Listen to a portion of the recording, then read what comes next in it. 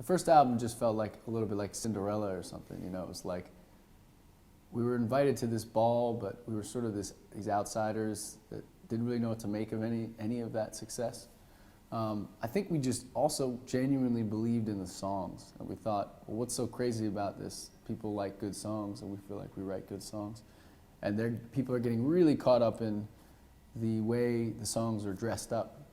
But if you stripped them bare and you dressed them up in something else, it would be a good song still. So I always identified with being a writer way before being a touring and performing musician. We began writing the songs for the second album, Cleopatra, almost immediately after we finished the first one. So we had a little bit of downtime, and we were feeling invigorated excited by writing a first record. So we started, and there's these little snippets that lasted the 4 years before this one came out, and about the 3 years before we were able to start to write the second one fully, you know. So some of the snippets, like Cleopatra, were the title track. Those were being done, being worked on in like these little kind of morsels. It's almost like, think about it like a big stone, and we were sort of chipping away at it, versus just sitting there and an idea just clocks you on the head. It was more like this slow process for most of the songs, with the exception of something like Angela, which was written almost entirely in the studio.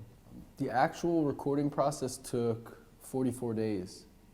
Yeah. You know exactly. I do, yeah. We took about 3 days off of those 44, and the rest of them we worked. We recorded the album right outside of Woodstock, in a place called Rhinebeck, the clubhouse, which was where, when we were originally going to record in Colorado, and then like last minute it just fell through.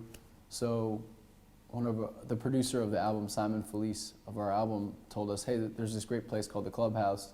It's near where he lives, and he's from, and he has a connection there. And it's where the National just made their last record. Do you want to come check it out? And we listened to the National's record to see, he said there's great drum sounds in the room and things like that. But we were sold more on the solitude of it. It's kind of right in the middle of nowhere, it feels like, but it's next to the Hudson River, it's near Woodstock, so it was kind of the perfect environment to be creative, but also feel very relaxed when you're not making music as much as you can. At least the energy around that area is really special. When I wasn't recording, actually, so the producer Simon Felice and I both ride motorcycles. So I bought a bike out there, and we would ride together, or he would show me routes we could take, and so I would just go on long rides. So we added it up. I did, I think, 1,600 miles in about a month. So a lot of riding motorcycles. We wrote a lot of lyrics that way too. So we'd be riding along, and stop and sing to each other over the engines, and then not get excited or just kind of say, that wasn't that great, and then keep going.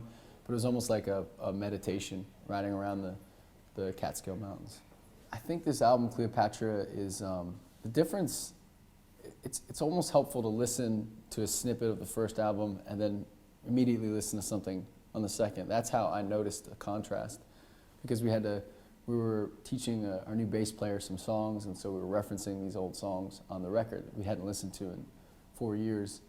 And I think a big aspect of what's changed is the instrumentation. You know, it's a little bit more piano-centered, and it has a lot more low end to it. So the electric bass guitar is really present on it, which makes it feel fatter and wider.